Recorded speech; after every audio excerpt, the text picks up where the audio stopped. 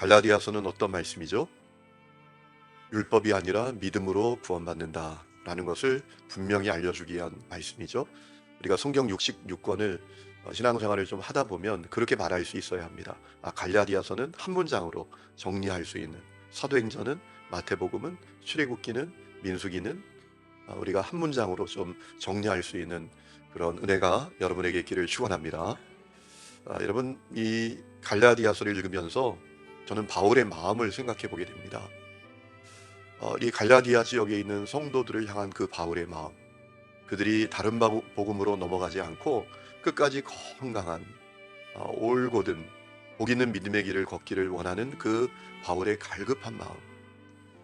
여러분, 오늘 우리 주위를 돌아보면 사람들은 다 자기에게만 관심이 있잖아요. 신앙생활도 뭐 자기가 알아서 하는 거지, 이러기가 쉽지 않습니까? 그런데 바울은 정말 놀랍지 않습니까? 고린도 교회를 향해서는 고린도 교회대로, 또 에베소는 에베소, 빌립보는 빌립보, 골로새는 골로새, 이 갈라디아 지역에 있는 성도들을 향해서는 또 그렇게 간절함이 있단 말이에요.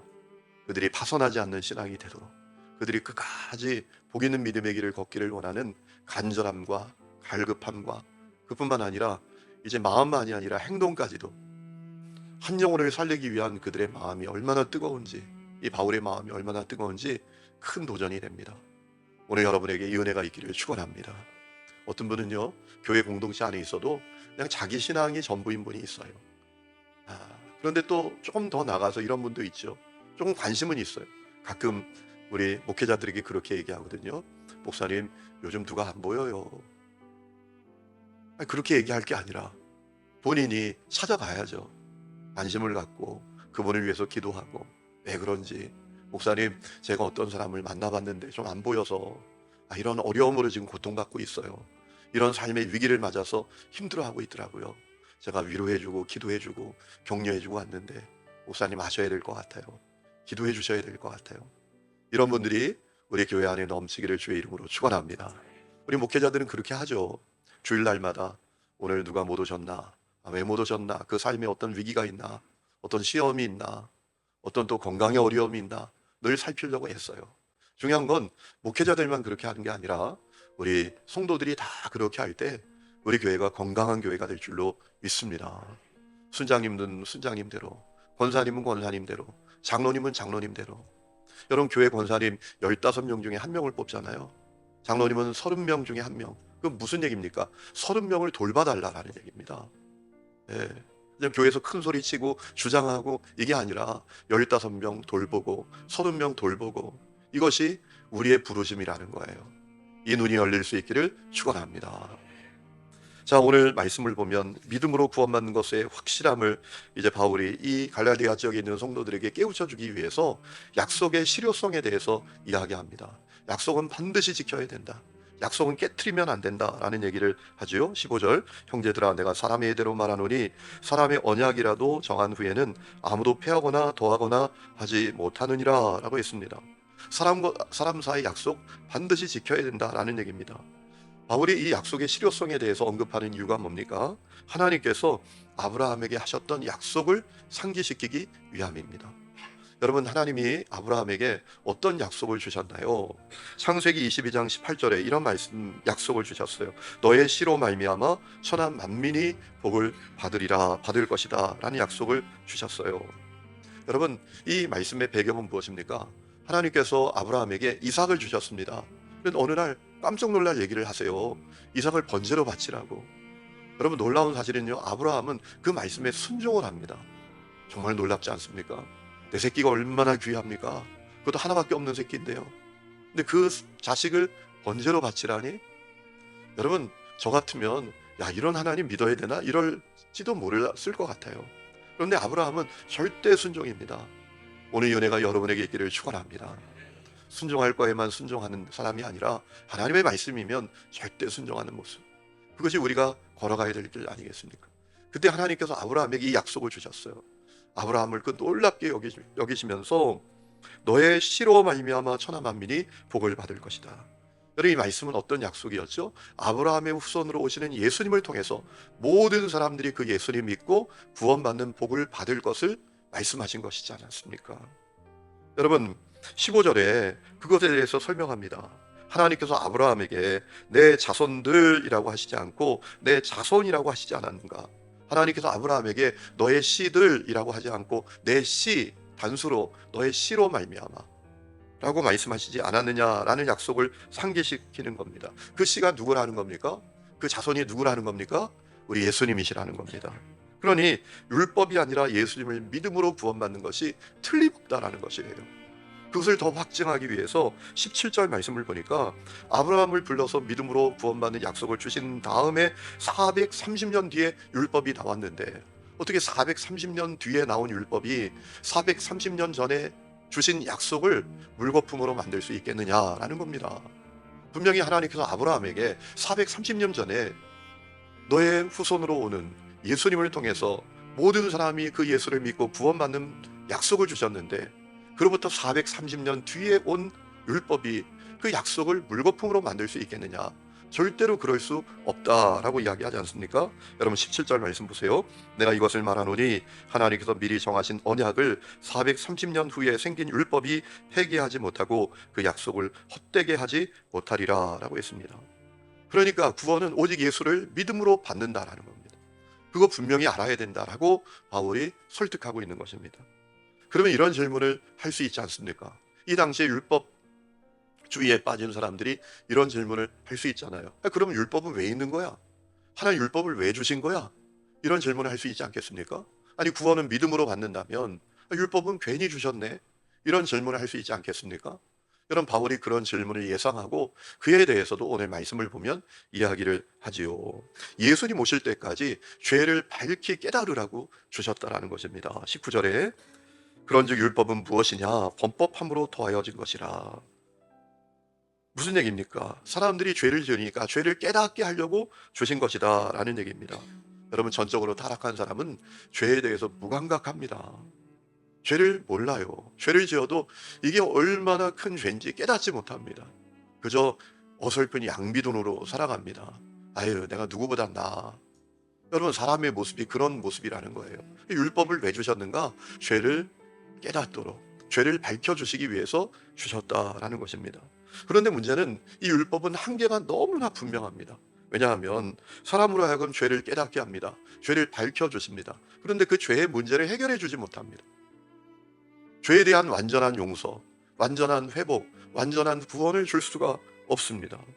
21절에 그렇게 말하죠. 여기 21절 끝에 보면 만일 능히 살게 하는 율법을 주셨더라면 의가 반드시 율법으로 말미암아 쓰리라 라는 말씀이 그 말씀이에요. 율법이 우리를 완전히 의롭게 하고 우리를 구원할 수 있고 우리에게 죄 용서를 해주고 죄의 문제를 해결할 수 있었다면 우리에게 믿음을 주시지 않았을 거란 말이에요. 믿음으로 구원받는 그 길을 열어주시지 않았을 거란 말이에요. 근데 율법은 우리 죄의 문제를 해결하지 못한다라는 겁니다. 그래서 바울이 어떻게까지 이야기합니까? 율법은 우리가 믿음을 통해 완전한 용서를 얻을 수 있도록 돕는 초등교사다라고 이야기를 합니다. 24절에 이같이 율법이 우리를 그리스도께로 인도하는 초등교사가 되어 우리로 하여금 믿음으로 말미암아 의롭다함을 얻게 하려 함이라라고 했습니다. 율법이 나름대로 유용했다라는 겁니다. 율법의 한계로 말미암아 십자가 복음 앞으로 우리를 인도한다라는 겁니다. 아 그렇구나. 율법 다 지키는 것으로 의롭게 못 되는 거구나. 내가 율법을 못 지키는 자구나.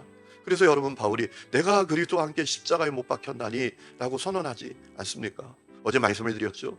내가 그리스도와 함께 십자가에 못 박혀 죽었다. 이것이 자아에 대한 죽음으로 많이 인용되긴 하지만 사실은 그 의미가 아닙니다.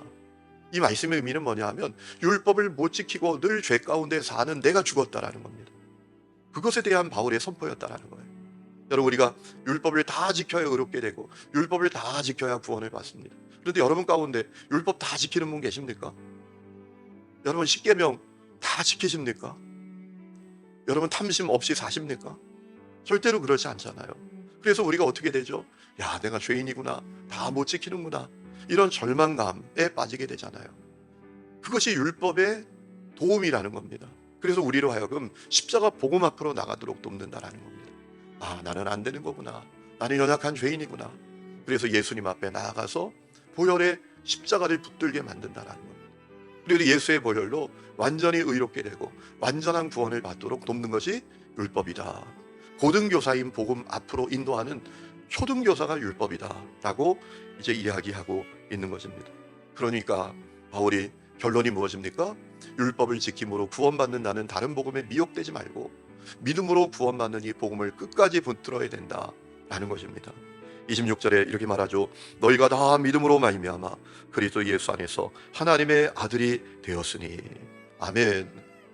여러분, 이 말씀이 여러분에게 놀랍게 다가갈 수 있기를 축원합니다. 여러분, 이 말씀이 복음에 대한 눈이 열린 사람은요, 놀라운 말씀이에요. 저는 여러분이 제가 조금 전에 이 말씀을 읽었을 때 아멘 이렇게 크게 하지 못하는 것에 대해서 좀 안타까움이 있습니다. 물론 잠이 좀 덜 깨가지고 못할 수도 있지만 이 말씀이 위대한 말씀이에요. 너희가 다 믿음으로 말미암아 그리스도 예수 안에서 하나님의 아들이 되었으니. 여러분, 복음에 대한 눈이 열리면 이 말씀은 놀라운 말씀이에요. 우리가 어떻게 하나님의 자녀가 됩니까? 우리가 전적으로 타락하여 죄와 저주 가운데 사는 마귀의 종이었단 말입니다. 우리가 하나님의 원수였어요. 그런데 우리가 하나님의 자녀가 되었대요. 하나님의 아들이 되었대요. 어떻게? 예수 복음으로 말미암아. 여러분, 복음은 정말 놀랍지 않습니까? 생각해보면 생각해 볼수록 놀랍습니다. 어떻게 하나님이 사람이 되십니까? 그렇죠. 여러분, 이것이 상상이나 할 수 있는 일입니까? 하나님이신 예수님이 사람이 되셨다? 이건 있을 수 없는 일입니다. 있을 수 없는 일이 일어난 겁니다. 여러분, 대통령이 재래시장에 와서 김밥 먹는다고 막 사진 찍잖아요. 야, 대단하다. 야, 대통령이 시장통에 왔다. 하나님이신 예수님이 사람이 되셨다. 그리고 그분이 내 죄값 치르기 위해서 십자가 매달려 피 흘려 죽으셨다. 이 사건이 얼마나 놀라운 사건입니까? 이 눈이 여러분에게 열리기를 축원합니다. 십자가 복음에 가슴이 뛰는 역사가 여러분에게 일어나기를 축원합니다. 이런 바울과 또 수많은 믿음의 선지들, 여러분 스펄전, 무디, 이런 사람들은 복음에 가슴이 뛰었던 사람들이잖아요. 여러분, 무디 같은 경우에는 길거리에 가서 지나가는 사람들을 보고 펑펑 울었답니다. 왜? 예수 못 만나고 저렇게 죄 가운데 살다가 죽어가는 그들의 모습이 너무 안타까워서 복음에 대해서 가슴이 뛰었다라는 거예요. 그런데 여러분, 이 갈라디아 지역에 있는 성도들이 이 복음의 비밀을 몰라요. 그래서 할례 받으면 구원받아. 그래서 할례 받는 거예요. 아, 예수 믿는 것만으로 안 된대. 여기 빠져가는 거예요. 바울이 너무나 안타까웠던 것이지. 안타까운 것은 이 놀라운 복음 받아들이지 못하는 사람들이 있어요. 믿고 받아들이는 것이 그렇게 어려운 사람들이 있어요. 여러분, 제가 예전에 어떤 분으로부터 장문의 문자를 받았던 적이 있어요. 제가 그분을 위해서 기도하게 되었는데 그래도 그분은 솔직한 분이에요. 그 문자의 내용은 이런 겁니다. 목사님, 사실은 제가 잘 안 믿어져요. 제가 사실은 잘 안 믿어져요. 그 내용이에요. 자기가 오랫동안 교회 다니고 또 남편 따라 교회 오는데 사실은 자기가 잘 안 믿어진대요. 그 핵심적인 장문의 내용이에요. 그래서 제가 그분의 그 심령의 상태를 알게 되었어요. 그래서 제가 당신을 위해서 기도하겠습니다. 그런데 포기하지 마십시오. 그분이 그래요. 포기하고 싶대요. 자기는 안 믿어진대요. 예수님이 이 땅에 오신 것, 십자가에 매달려 피 흘려 죽으신 것, 그분이 흘린 보혈로 내 죄가 다 씻겨졌다라는 게 이게 잘 안 믿어진대요. 제가 그랬죠. 믿기를 포기하지 마십시오. 믿어질 때까지 믿으십시오. 라고 제가 답장을 하고 그분을 위해서 계속 기도하게 되었어요. 여러분, 교회 안에도 그런 분들이 있어요. 안 믿어지는 게 이게 잘. 교리 관념 지식일 뿐이에요. 믿는다고 해도. 여러분, 그러니까 우리가 믿는다라는 것이 얼마나 놀라운 축복인지 모릅니다. 갈라디아서를 읽으면서 깨닫게 됩니다. 야, 예수를 나의 주 나의 그리스도로 믿는다는 것, 이거 정말 놀라운 복이구나 라는 거예요. 여러분, 그 복을 누리게 되었습니까? 그러면 감사로 사시기를 축복합니다. 우리 주위에는요, 이게 안 믿어지는 사람들이 너무 많은 거예요. 여러분 생각해 보세요. 실제적으로 한번 생각해 보세요. 아니, 믿음으로 구원받는다라는 복음이 선포되었음에도 불구하고 왜 그들이 율법주의에 빠졌을까요? 그건 보이는 거예요. 할례는 보이잖아요. 그죠? 보이니까 나 구원받았구나. 이게 안심이 되는 거예요. 그런데 복음은 안 보이는 거예요. 예수님은 안 보이고 그분이 성육신하는 거, 십자가의 대속 다 안 보이는 거예요. 그러니 이게 안 믿어지는 거예요. 그러니까 율법주의로 빠진 거죠. 여러분, 그러니까 우리가 믿는 것이 얼마나 큰 복인지 모릅니다. 야, 정말 내가 놀라운 선물을 받았구나. 이 감사를 우리가 깨닫고 감사와 참으로 기쁨으로 찬양하며 살아야 할 줄로 믿습니다. 그리고 우리 주위에 이게 안 믿어지는 사람들이 있거든요. 여러분의 가족들에게도 있어요. 여러분의 가족들에게 그저 교회 가자, 교회 가자 이렇게 하지 마시고 복음 전해야 돼요. 복음을 구체적으로 못 전하겠으면 우리 교회 전도지 꼬지에 하나님의 사랑이란 전도지가 있어요. 그냥 읽어주면 복음 메시지를 그대로 전하고 예수 영접도 시켜줄 수 있는 그런 전도지가 있어요. 그거 가지고 가서 여기 앉아봐. 그리고 한번 내 얘기 들어봐. 그리고 쭉 전해주셔야 돼요. 그리고 예수 영접시켜 주셔야 돼요. 제 아내가 예전에 저희 아이들 어릴 때 그렇게 하더라고요. 목사 자식이라도 다 예수 믿는 게 아니거든요. 장로님 자식이라도 예수 다 믿는 게 아니거든요. 그래서 그렇게 해야 돼요. 그 운모 기지를 가지고 복음을 전해주고 예수 영접하자. 그러면 그 심령의 상태를 알게 되잖아요. 이 녀석이 그저 억지로 하는지, 또 그럴 수도 있잖아요. 엄마 아버지 나는 잘 안 믿어져요. 그럴 수 있거든요. 여러분 그렇게 안 믿고 죽으면 지옥 가는 거 아니겠습니까? 이게 성경 얘기잖아요. 우리가 그냥 어물쩍 넘어갈 게 아니라, 여러분 그러면 우리가 그를 위해서 기도하는 거죠. 하나님, 믿음은 선물이라고 하셨잖아요. 하나님 주세요. 선물 주세요. 기도해야 되지 않겠습니까? 그래야 우리 가정이 믿음의 명문 가문으로 세워지게 되는 거죠. 오늘 은혜가 여러분에게 있기를 주의 이름으로 축원합니다.